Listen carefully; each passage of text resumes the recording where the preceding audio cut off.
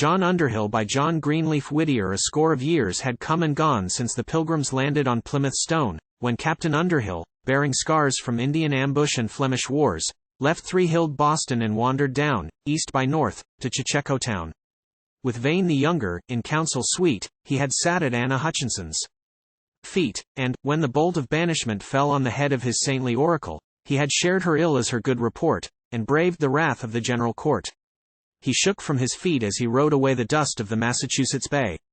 The world might bless and the world might ban, what did it matter the perfect man, to whom the freedom of earth was given, proof against sin, and sure of heaven? He cheered his heart as he rode along with screed of scripture and holy song, or thought how he rode with his lances free by the lower Rhine and the Zuider Zee, till his wood path grew to a trodden road, and Hilton Point in the distance showed. He saw the church with the blockhouse nigh, the two fair rivers, the flakes thereby, and, tacking to windward, low and crank, the little shallop from Strawberry Bank. And he rose in his stirrups and looked abroad over land and water, and praised the Lord. Goodly and stately and grave to see, into the clearing space rode he, with the sun on the hilt of his sword in sheath, and his silver buckles and spurs beneath, and the settlers welcomed him, one and all, from swift Quampegan to Gonic Fall.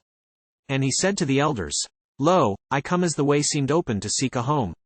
Somewhat the Lord hath wrought by my hands in the Narragansett and Netherlands, and if here ye have work for a Christian man, I will tarry, and serve ye as best I can. I boast not of gifts, but fain would own the wonderful favor God hath shown, the special mercy vouchsafed one day on the shore of Narragansett Bay, as I sat, with my pipe, from the camp aside, and mused like Isaac at eventide. A sudden sweetness of peace I found, a garment of gladness wrapped me round. I felt from the law of works released, the strife of the flesh and spirit ceased, my faith to a full assurance grew, and all I had hoped for myself I knew. Now, as God appointeth, I keep my way, I shall not stumble, I shall not stray. He hath taken away my fig leaf dress, I wear the robe of his righteousness, and the shafts of Satan no more avail than Pequot arrows on Christian mail. Tarry with us, the settlers cried, thou man of God, as our ruler and guide. And Captain Underhill bowed his head. The will of the Lord be done, he said. And the morrow beheld him sitting down in the ruler's seat in Cocheco town. And he judged therein as a just man should. His words were wise and his rule was good. He coveted not his neighbor's land, from the holding of bribes he shook his hand, and through the camps of the heathen ran a wholesome fear of the valiant man.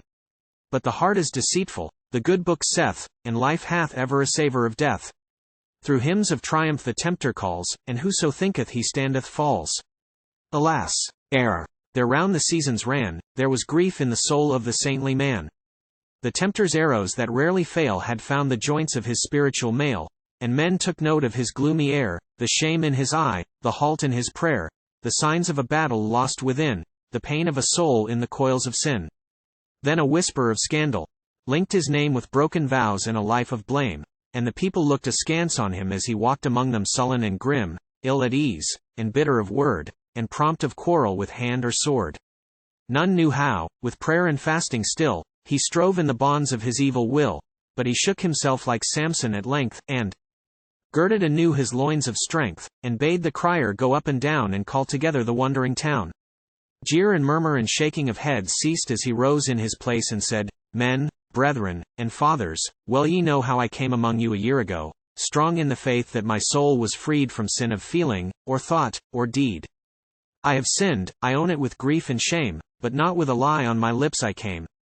In my blindness I verily thought my heart swept and garnished in every part. He chargeth his angels with folly, he sees the heavens unclean. Was I more than these?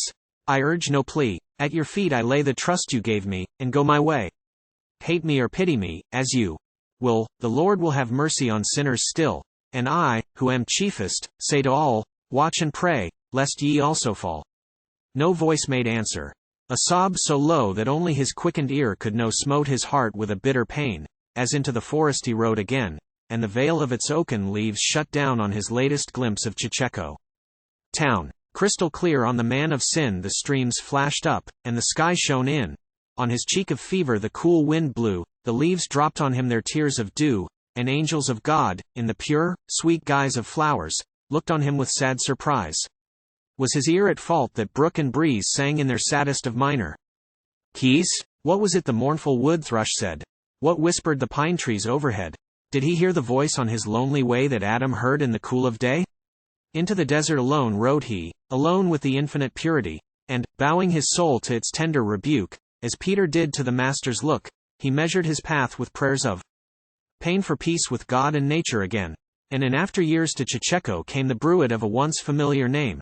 How among the Dutch of New Netherlands, from wild Danskamer to Haarlem sands, a penitent soldier preached the word, and smote the heathen with Gideon's sword.